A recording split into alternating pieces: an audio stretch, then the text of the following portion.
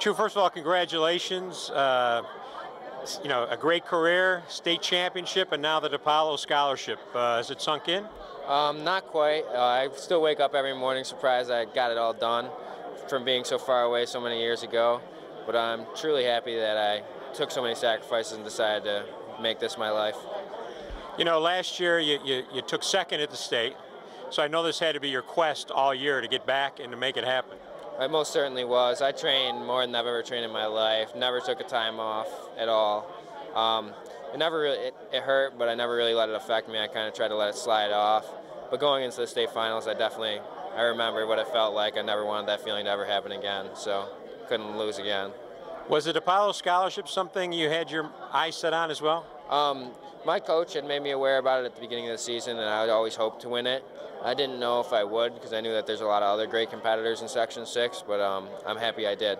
And now you're off to the University of Virginia? Yeah, I'll be attending the University of Virginia in August. What weight? I'm recruited at 157 and 165. I'm hoping to get a little bit bigger, but we'll see where I end up.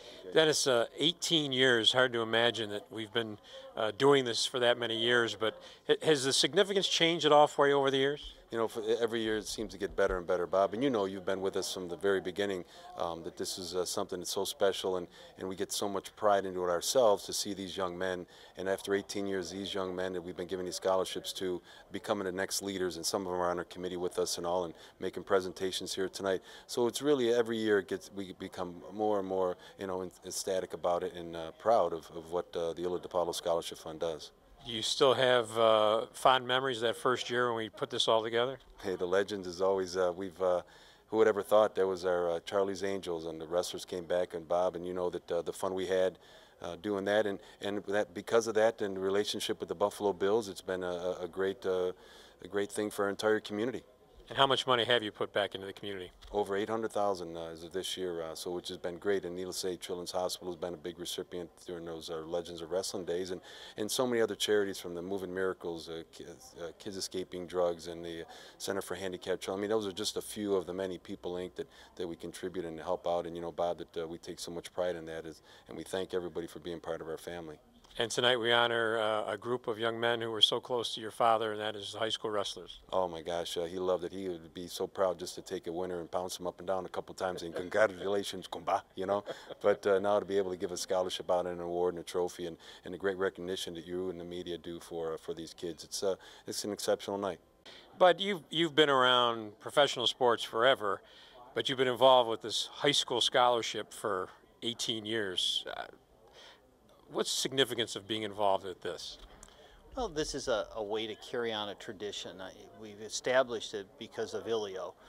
Didn't know what we were doing when we first started out, and 18 years later we're here to honor student athletes of Western New York, obviously through mostly wrestling.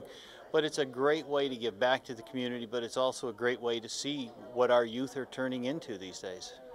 Dennis just told us, you know, $800,000 given back to the community. I don't think any of us thought back when we started this that it would grow this big.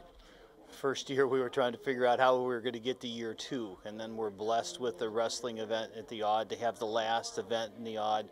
Yes, $800,000 with able to support a lot of different charities, let alone the student athletes of Western New York.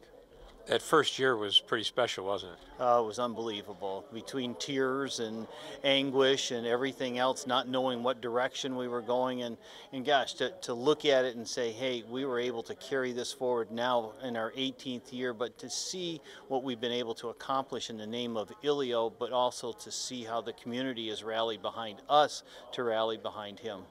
What about the process of looking through those applications every year and seeing how outstanding these candidates are that we have to basically eliminate and then come up with 5?